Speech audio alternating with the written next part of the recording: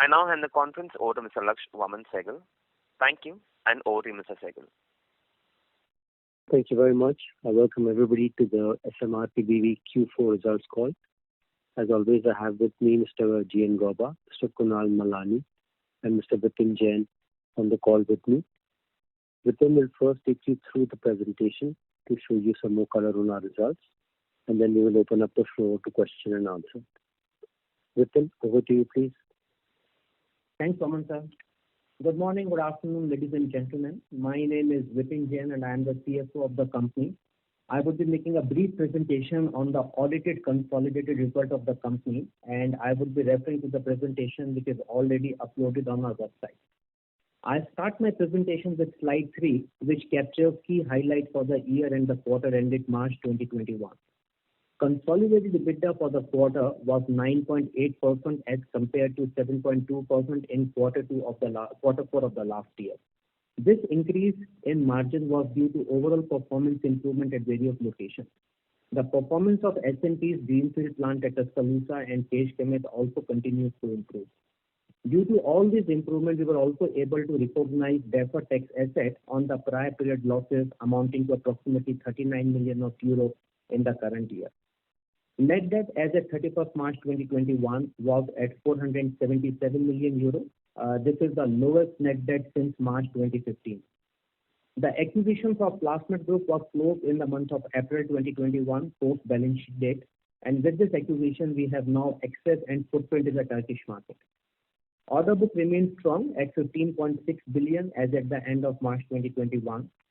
Important to note here is that we were awarded new orders worth 4.5 billion in H2 alone, which clearly indicates normalization of activity with all the major OEMs post-COVID. I move to slide 5. Slide 5 represents simplified group structure as on date. Two important information on this slide which I would like to highlight.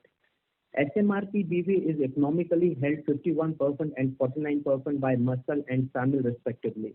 Muscle is a listed entity in India with market capitalization of 8.5 billion euros. As most of you would be aware that there is a reorganization happening at parent level which is progressing well.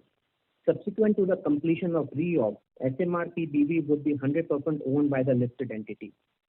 Second point which I wanted to mention on this slide is to show where we would be consolidating Plasmid under the SMRP BV. Due to significant synergies with the SMR business, this new acquisition would be consolidated under SMR segment, which is depicted with a dotted box on the lower right side of the slide.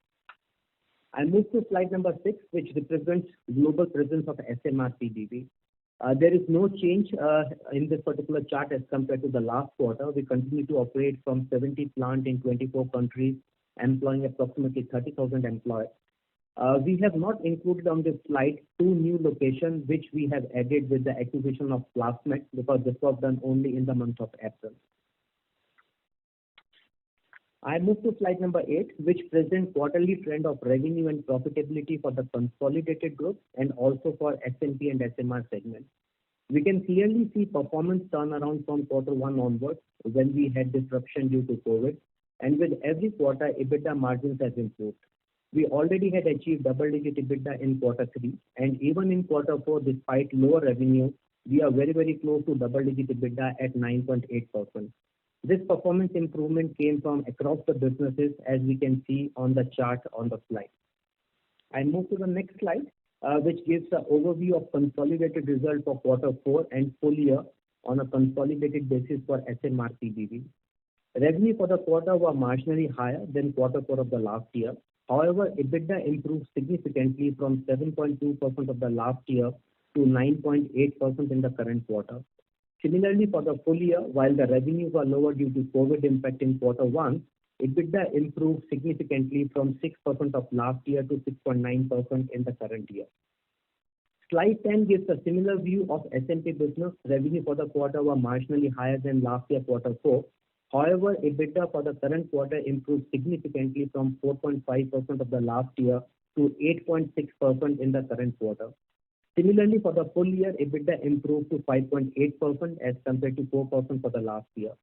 While most of the operating plant contributed to this improvement, but large contribution is from the turnaround of two greenfields at Tuscaloosa and Keshkimet.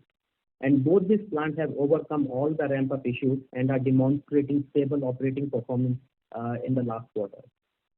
Slide 11 gives similar view for SMR business. Revenue and EBITDA profile is fairly mature for this business, and despite decline in revenue due to COVID, SMR is generating double-digit EBITDA for the quarter as well as for the full year.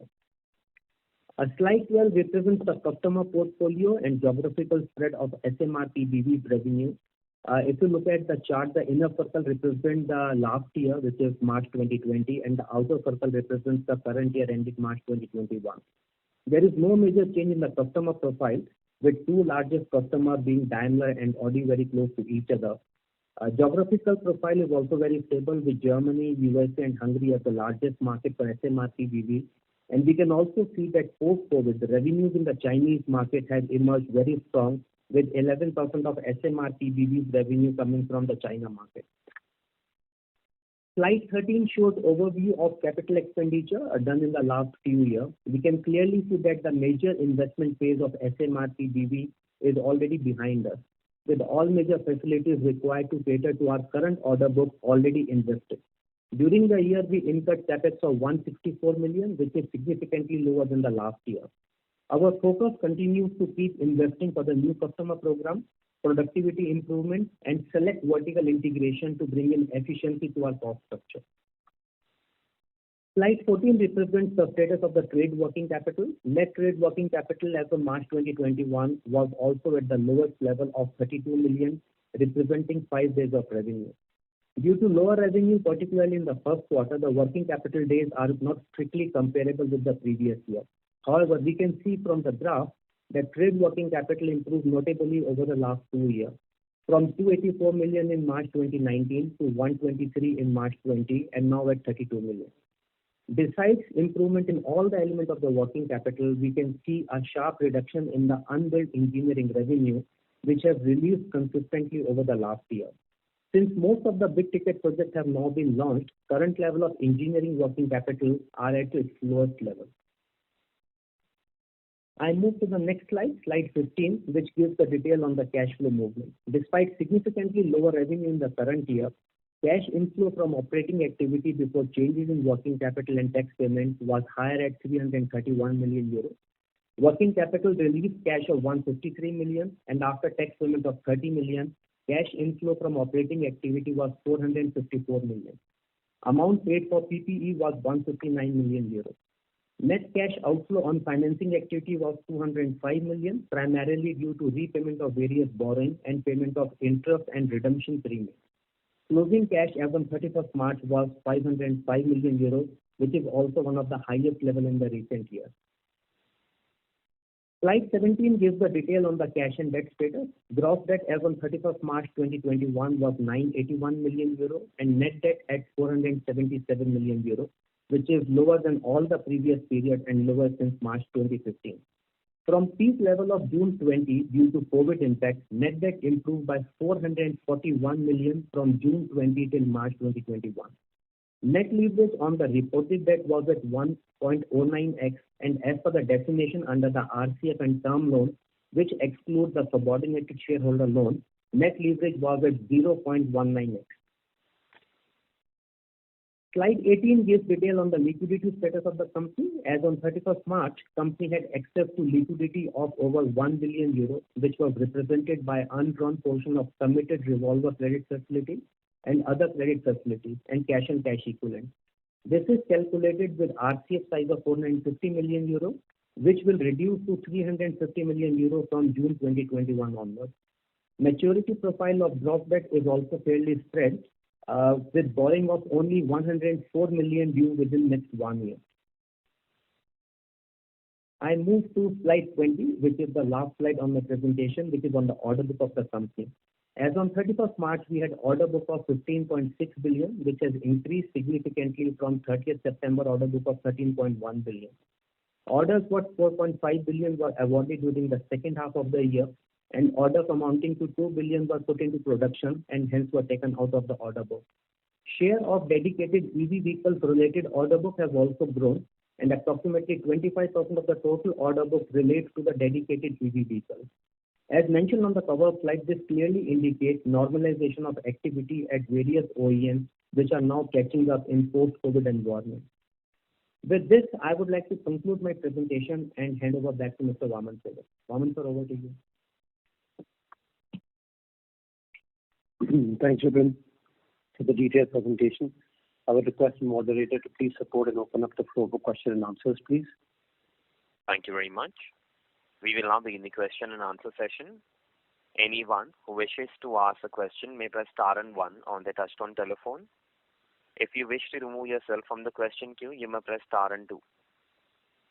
Participants are requested to use handsets while asking a question.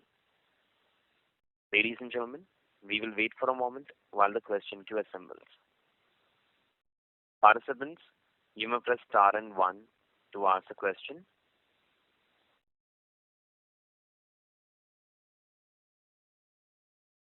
The first question is from the line of Jinesh Gandhi from Motilal Oswal Financial Services. Please go ahead. Hi. My question is to Vipin.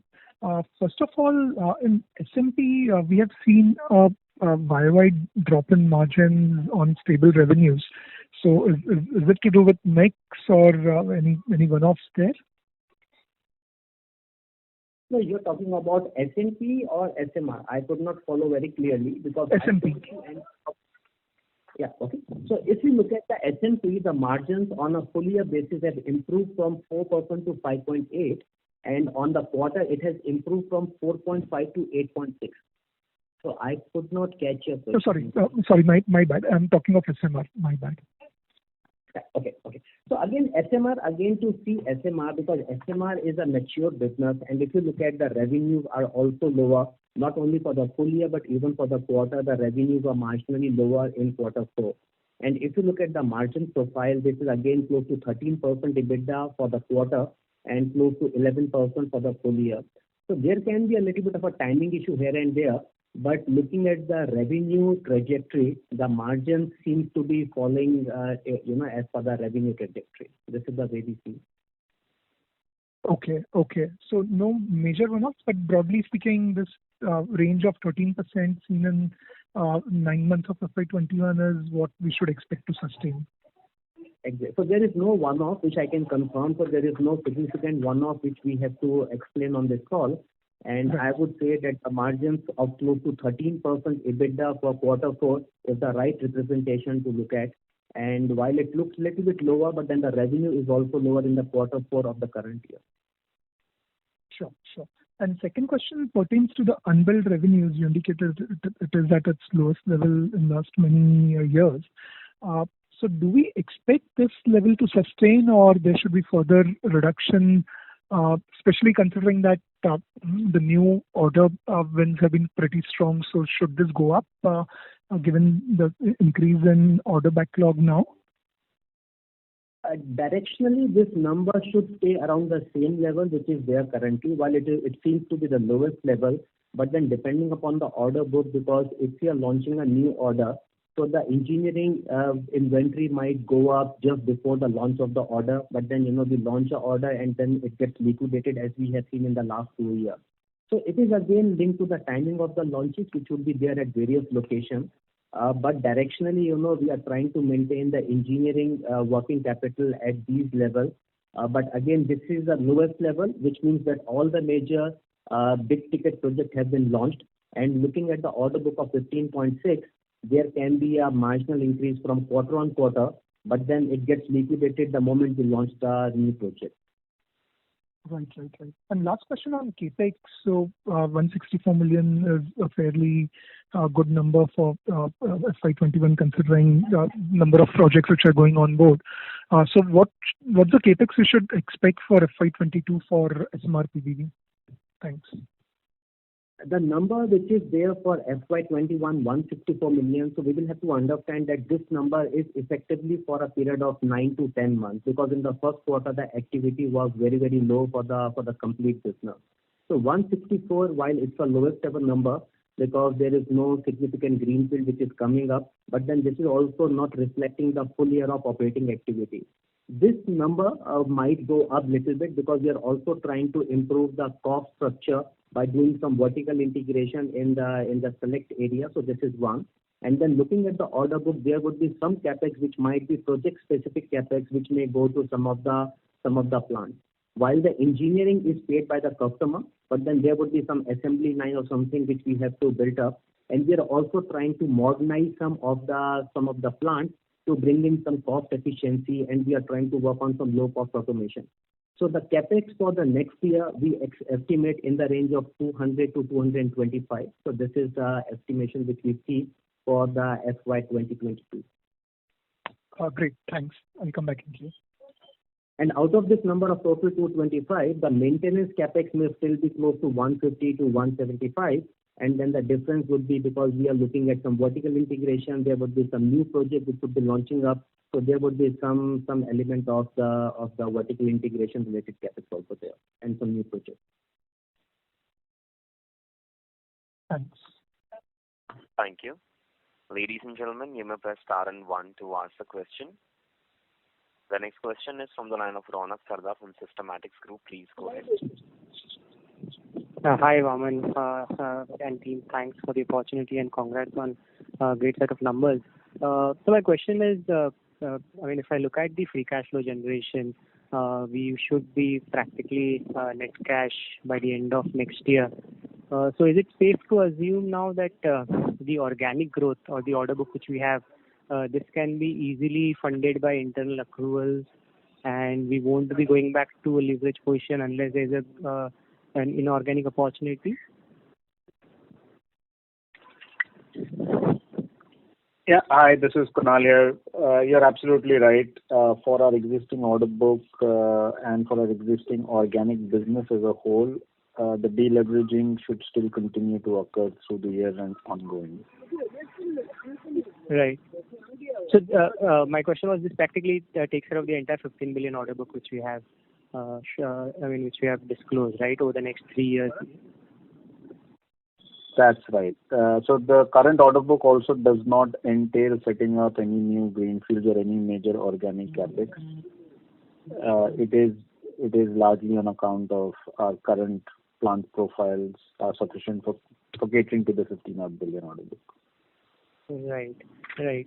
And on the inorganic opportunity, we have a very comfortable balance sheet position now. So should we expect some decent traction once the lockdowns are lifted, or valuations can still be a concern in this period? While Kunal can support me on this, but look, we don't really try to time the market. I think at the end of the day, Motherson does not buy and sell. We want to buy and grow. We want to buy and invest, and we want to showcase to you a ROCE of 40% over the 5-7 period that we buy the company, invest in it, and build new plants and do all of that. So look, for us, what's important is where we can take the asset.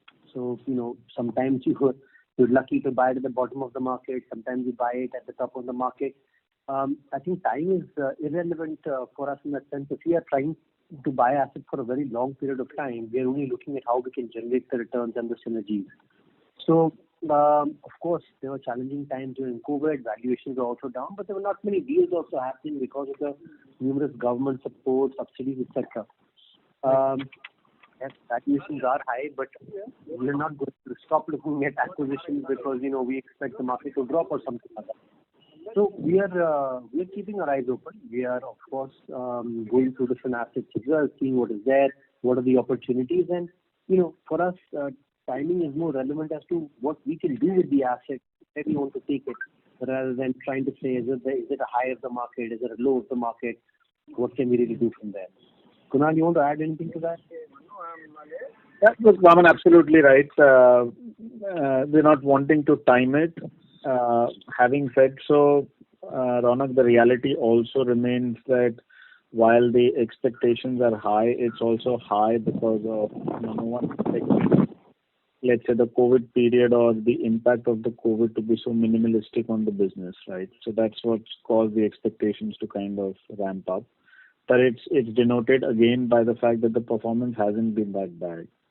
Now, the part which is going to get played out over the next 6 to 12 months clearly are the ones which were anyway underperforming, whether COVID or not COVID, right? And that's the set that is going to undertake a lot more pain now, given there is a period of time which has taken away their capital, their interest costs, and so on and so forth. While supported by the government, all of those funds have to be given back, right? So in any market, there are good performing assets and not so good performing assets. Our strategy has always been to follow up with the customer, and that's the set that we are seeing now increasingly go up from a M&A pipeline perspective. We are still constrained, obviously, by the fact that we can't travel as much, and hence the pace of executing or diligencing an M&A is obviously slower than what we would have hoped for. Pipeline has clearly gone up. Sure. And the final question is on the order book. I mean, you have indicated 25% order book is for electric vehicles, pure electric vehicles. Should we assume these are, higher content products or, more of the lightweight products if they are for SMP? Will this entail more content once they are executed? So generally, yes, but it's hard to really, quantify it because it depends on program to program, customer to customer. Of course, if you look at the electric programs, they have a lot more electronics, they have a lot more feature content, they have a lot more that kind of stuff on it. But it really depends from platform, customer, launch to what, what is really being won. So hard to generalize on it, but directionally, yes.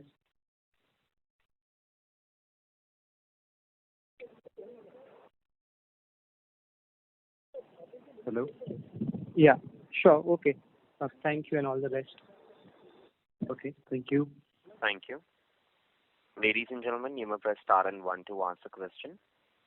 The next question is from the line of Hitesh Goel from Kotak Securities. Please go ahead. Thanks for taking my question and congratulations on a good set of results. My question is on the order book and also on EV. So first question is on EV. Can you tell us what is in the current revenue, what is the EV revenue right now in FY21 of your 4.8 billion revenue in SMR PV? That's my first question. And the order book you've already given 25. The line for the participant dropped. We move on to the next participant. Okay. The next question is from the line of Jinesh Gandhi from Motilal Oswal Financial Services. Please go ahead.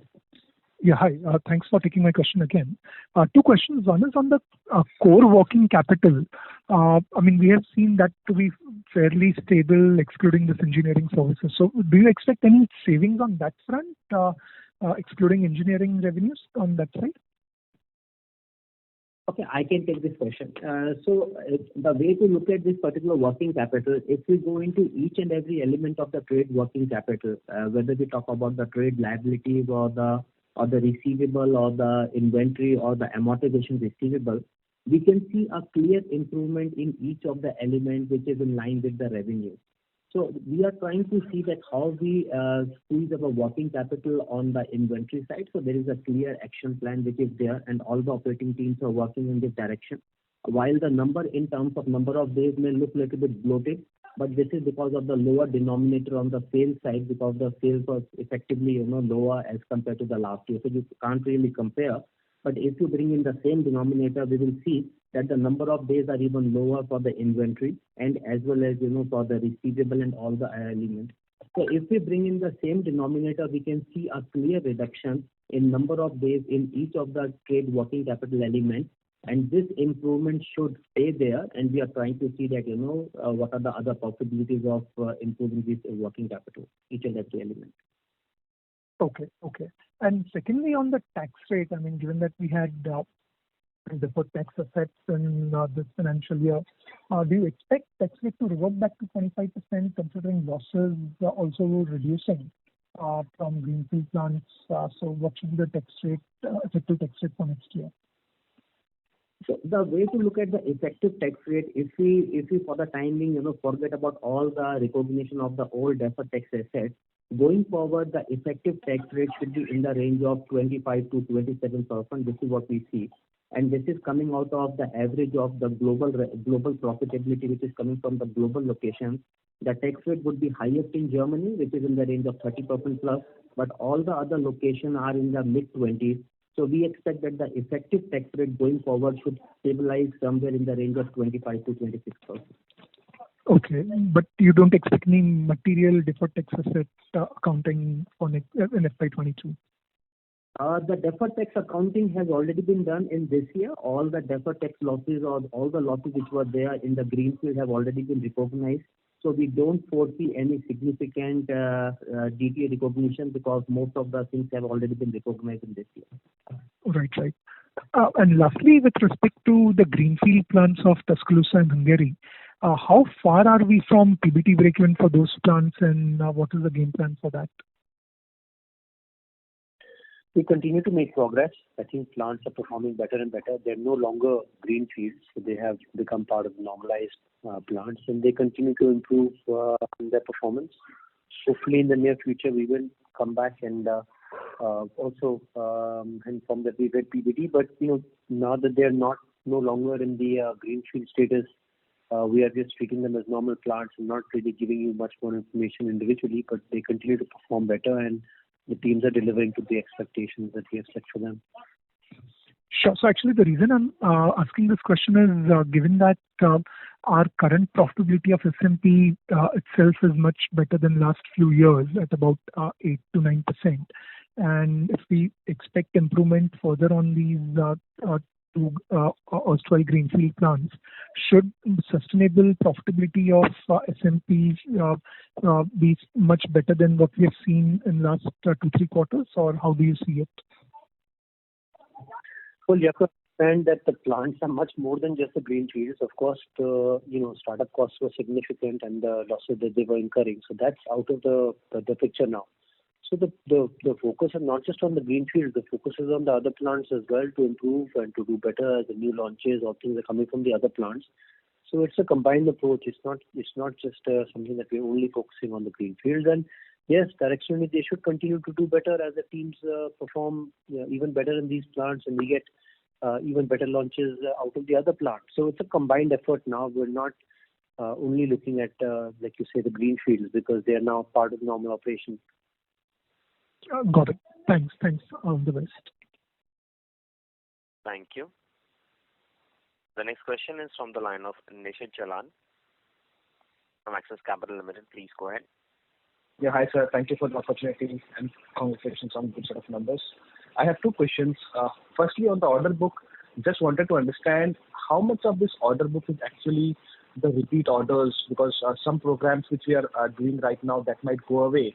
So in a way, these order books will help us sustain revenues, but obviously not grow revenues. This question is essentially in the light of the comment you made that you don't need any more capex to kind of cater to these order inflows. So wanted to also understand what is the revenue potential from the current facilities that we have. And my second question is on the commodity cost. Like you said that across different businesses you have different arrangements with the OEMs in terms of lead and lag of price increase and commodity prices. Just wanted to understand how is it in SMR and SMP? Do we get is it a pass-through formula, or do we have to negotiate every time whenever we see an increase or decrease in the commodity cost? Thank you. So I'll take the first one and then probably take some support on the second one. For the order book, you have to understand that the order book was never given to you as information to correlate with the sales, growth of SMRP. If you remember, the reason why we started to give it was because we were investing a significant amount of capex into the new plants, and we wanted to give the visibility that these plants are backed up by the new orders. That's why the new orders only contain the total virgin new order that should be there. As orders last for 7 years, 5 years, 7 years, technically that number should also have the second, third, fourth, fifth of unexecuted order in it. But as soon as the first dollar is taken out of that order, we take the full 5 to 7 year out of the order pipeline. So probably that's why you're not getting that visibility, because it was never really meant to be able to give you that. We will consider your comment, and perhaps after we do the reorganization and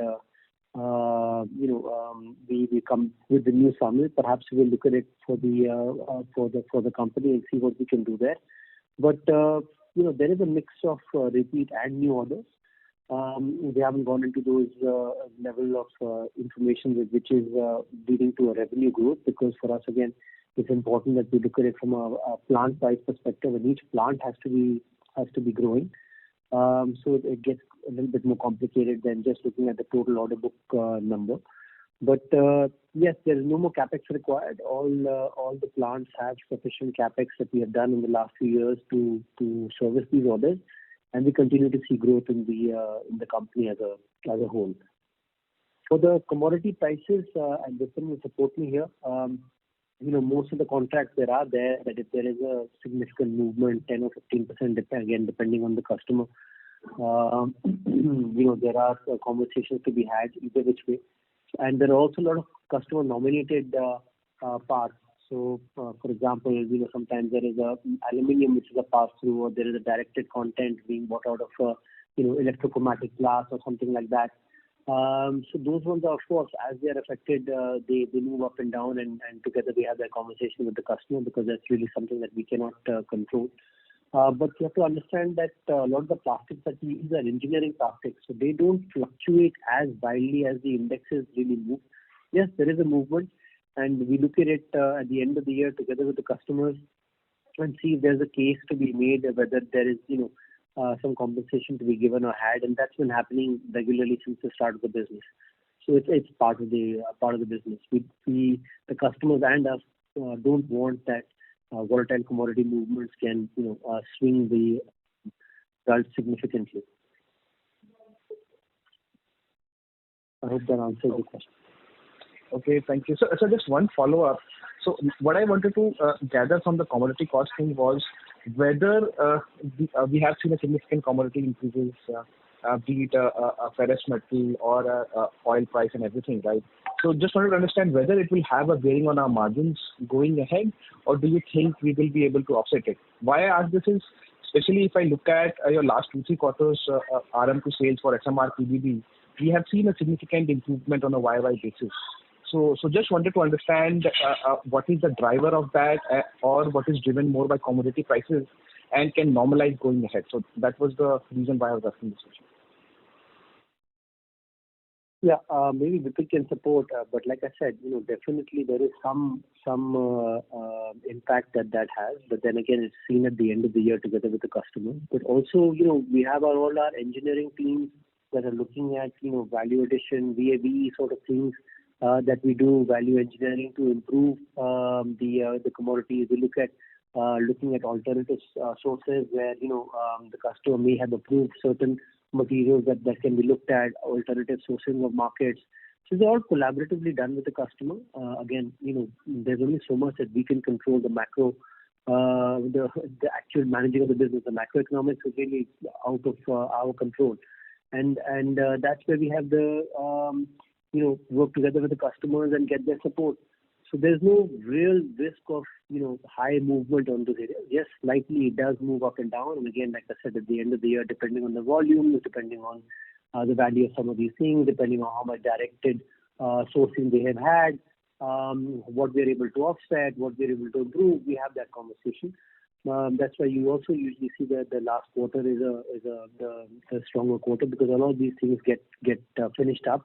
But otherwise, it's a normal part of the process. Nothing remains still, so you have to stay on top of it and keep in close contact with the customer and make sure that you're going back when there's a requirement. Thank you so much, Vaman, for the detailed answer. Thank you. Thank you. The next question is from the line of Nishant Vas from ICICI Securities. Please go ahead. Yeah, hi team. Thanks for the opportunity. I just wanted to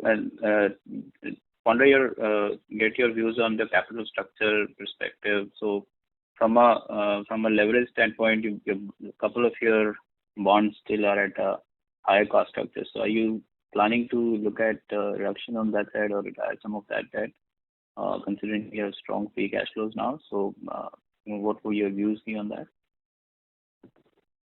Sorry, Nishant, which debt are you referring to which is high cost? Your 25 bonds are at 3.7% coupon, right? So your 24 are at 1.8. Just Right. would you be? The 25 was a private placement done, which was a 10-year bond. Right. Right. So that doesn't have a call option on it. Okay. So that you don't have an option around it. Yeah. Okay. Yeah. Okay. Fair enough. Thanks a lot. Right. Thank you. Participants, you may press star and one to ask a question. The next question is from the line of Shyam Sundar Sriram from Sundaram Mutual Fund. Please go ahead. Yeah, hi. Good evening. Thanks for all the clarifications you have given so far in the call, team. So my first question is, how do we think about the reduction in revenues, our revenues due to semiconductor shortages at the customer end? So can it be like 5 to 7 days equivalent production at SMR PBV from the Q4 levels? Is that or if we can provide some ballpark, like 5 to 10 days, what could be some range in terms of the revenue reduction due to the semiconductor shortages at the customer end? If you can help us understand it that way, that will be helpful.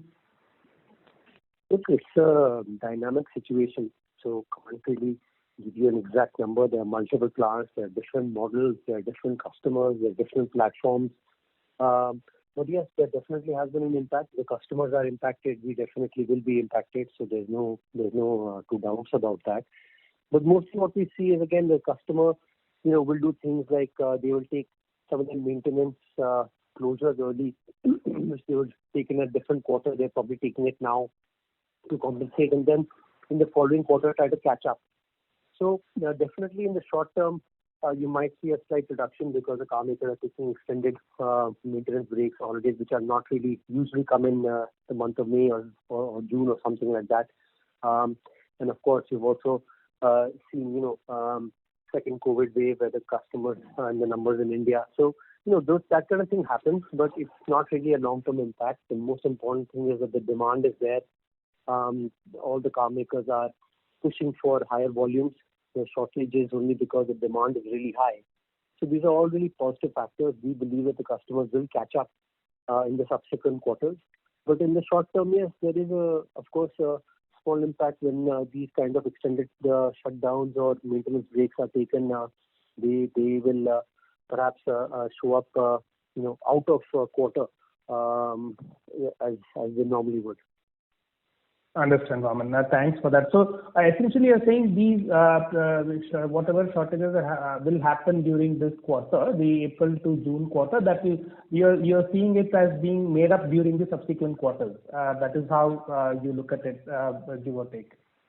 That's right. And also another thing that I think you will appreciate is that Motherson has a very diversified customer and product space. So not only are we in the passenger car, but we're also, of course, in the trucks, two-wheeler. I mean, as a group as a whole, SMRP a bit more focused on the passenger car, but also are exposed to the other industries. And this diversification, different product groups, etc., help us also to find pockets of growth when these things are there. So generally, we do perform better than the market because we're not really, the 3 CX 15, no customer, no country, no component, more than 10%. More than 15% of our business, and now heading for less than 10% in this 5-year plan, really helps us to overcome these kind of short-term obstacles. Sure. Thanks, Raman. Best wishes. I'll fall back in the queue. Thank you. Thank you very much.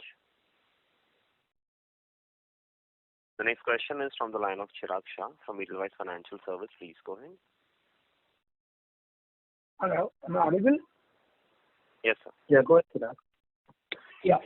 So 2 questions. One, when I look at your gross block, before depreciation as a combined, it appears that you still have underutilized assets.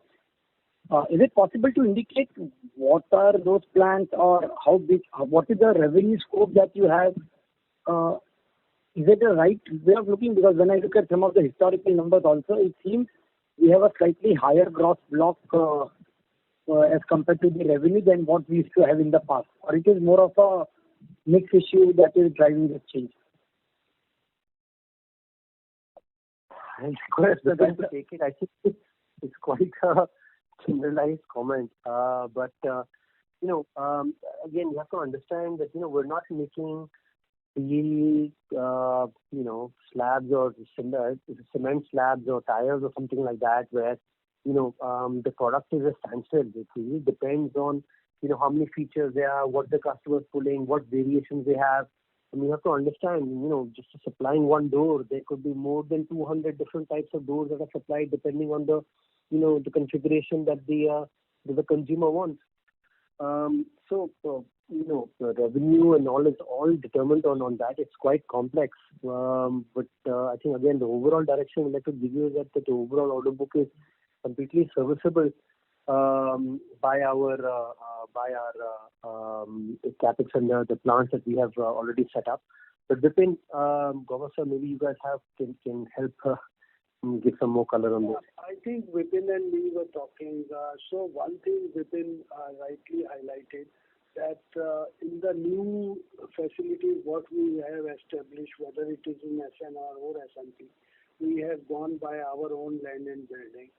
So we have not gone for the rented premises, which was the case earlier in many of the investment cases. Secondly, I will have to go back and check, and which I can revert Chirag, because at certain point of time, I'm sure about Ind AS when it was implemented, but how the PPA, purchase price accounting, is done, because you do a revaluation of the asset at that point of time, which is kind of a net block or the asset value, and start depreciating from there. So that is something which I may have to check. And how I will IFRS 16, which is asset now capitalized at right of use, whether you are including that or excluding that. So it's more of a, purely a technical accounting question, which we will have to figure out and understand from you. Sure, sir. I will take it offline. I was more referring to the SMRPB annual report. Yeah, I'm talking about SMRPB annual report only, because whatever is true for accounting is true for SMRPB accounting also. The second question was on ROC. Also, I would also say that SMRPB, the larger investments which are on the product mix from the bumper side, I think they have been significantly done. So it will be a function of a product mix also, but let's leave it there and we understand your question better and then see how we can answer that. But prima facie, how relevant it is, we may also have to check that, because the product mix also can determine the investment which are done. That is how we look at return on capital employed rather than looking at just the EBITDA margin. Yeah. And the second question was on ROC.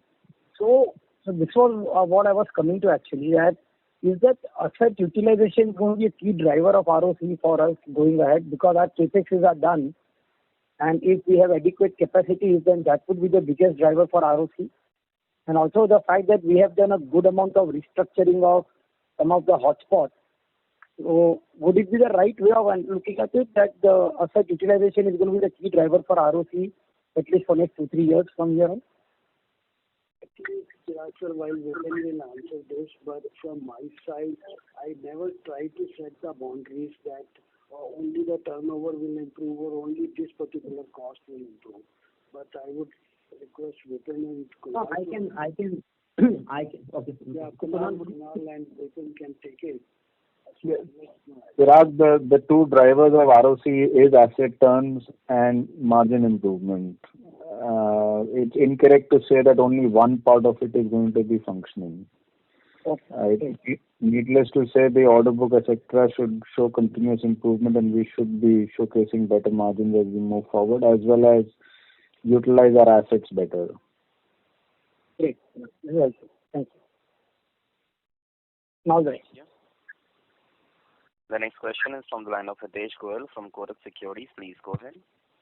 Yeah, thanks for taking my question. So my question is now order book. Sorry for going into detail in this, but just wanted to check out in EV sales, what would be the revenue of EV sales currently, and is this totally a new, this 25% of the order book? Basically, what is the tenure of this order book? So is it a 5-year order book, 7-year order book? What is the average tenure of this order book? So look, again, I can't tell you exact, but I would say as of the running order book that is in execution right now that we are running as part of our sales, I think the EV would be a mid-single digit percent. You have to understand the definition of the order book. Orders we get is for 5 to 6 years. Maybe some go on to a 7th year as well, but around that 5 to 6 year period. And the order book that we show you is the order book of the orders that we have won that have not even started yet. So it is, orders that we have won that have to start within the next 2 years, because 2 years is the maximum time we have to start any order. That's the timeline that we have. Some maybe a year and a half, some closer to 2 years. So the order that we have won that will start in 1.5, 2 years. As soon as the first dollar is started off that order book, even though it's 5 or 6 years, we take that entire order book out of what we are showing you. So again, you have to understand it was not done to give you a reflection of sales growth or anything like that. It was started historically to give you guys the confidence that the capex that we were putting into the new plants, because as you can imagine, in the last 5-year period, we have, I think, done more than 30 plus brownfield and greenfield plants, and we started this before that to give you the confidence that we are winning new orders that haven't even started yet, and this is a large number. That's why we're building the new plants. So if you keep trying to come back to this order book to try to correlate it with sales growth, that is not the purpose of it. If you would want to do that, then maybe in the future, when Sunny Saman comes and we'll have a look at it, you would have to see a number which includes the second, third, fourth, fifth, sixth year of order book that's still there. Not what we are showing you, which is the virgin order book, which is orders that haven't started yet. I hope it's clear. Yeah, thank you. My final question is on actually your capacity. So what is the maximum revenue you can do at your current capacity? Because, just to get a sense that, what your capex will not be required for how many years, depending on our estimates that we are taking. So just to get a sense, ballpark number, if we can get that will be very useful. So try to understand that, we are not making a static product. Products are different. There are doors, there are bumpers, there are mirrors, there are, the other parts of the group making other parts as well. Here we're only talking about SMRP-BV. But the product is not one product. It's very difficult to tell you, what is the maximum sale that can happen. And also, once the plant is getting close to 80-90% of capacity, we will start to expanding those plants, because if we anticipate that the customers are coming up with more orders in the future. But as of right now, because we have gone through a significant expansion in this last 5-year period, we are saying there is not any more requirement of any more greenfield, which is a significant expansion capex that we have done in the past. As of right now, we are doing some vertical integration. We talked about a plant that we're setting up in Serbia for SMP. It's a small plant that's more for vertical integration. So those things will happen. And there may also be some brownfield expansion to expand the plants a little bit, to add another additional line, which again, they're marginal in nature. So, again, if you want a very generalized number, you can look at where we are from here, another 10%, 15%. We will start to, start considering building a new plant in general. But again, it really depends what order we have won, what location we have won it. Do we have space to do a brownfield expansion? Is it something that we will acquire and get those capacities? It's really very difficult to give you a number in that sense, because everything is dynamic. And every quarter, as we are coming back, we are talking to you and telling you, what the order book is, how it's looking, and if there's any significant expansion to happen, we will come back and tell you about it. Okay, great. Thank you, Ma'am, and all the best. Thanks. Thank you. A reminder to all the participants, you may press star and 1 to ask a question. The next question is from the line of Nishant Vass from ICICI Securities Limited. Please go ahead. Yeah, hi sir. Thanks again. One clarification to Kunal. Kunal, on the shareholder loan, do you have a similar call restriction on the shareholder loan as well? I wouldn't say a call restriction, but obviously for us to be able to, let's say withdraw the shareholder loan from SMRP BV will require meeting of certain covenants, meeting of certain, promises that have been made to the bond investors as per the indenture to be able to draw that back. But needless to say, where our debt is right now, I don't think any of them are really a concern. Sure. Okay. The second question is on to Vaman. Vaman, obviously, there has been a lot of question on the order book, and obviously, thanks for sharing more color on the electric side.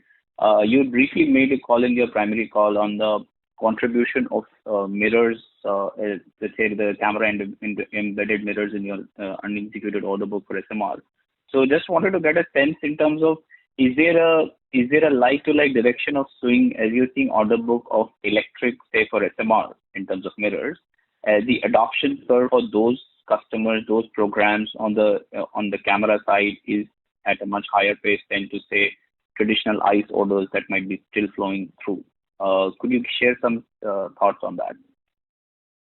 Sure. No, camera is still lagging behind completely. I think we're seeing a lot more integration of camera with the mirrors, but only camera is still a very low single-digit %. So it is not tracking as fast as EV implementation that's happening. And that's for camera embedded. And sorry to interrupt you. Camera embedded with mirrors is what share in terms of adoption? Don't have that number on top of my head, but that content is definitely increasing. Okay. Sure. Thanks a lot. Thank you. A reminder to all the participants, you may press star and 1 to ask a question.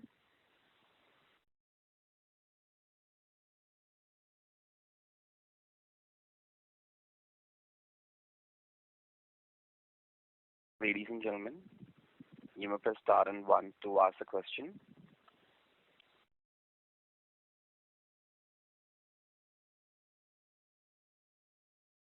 Okay, seems there are no more questions. I'd like to thank everyone for being on the call. Of course, the presentation is on the website and we're all available for any follow-up questions that you have.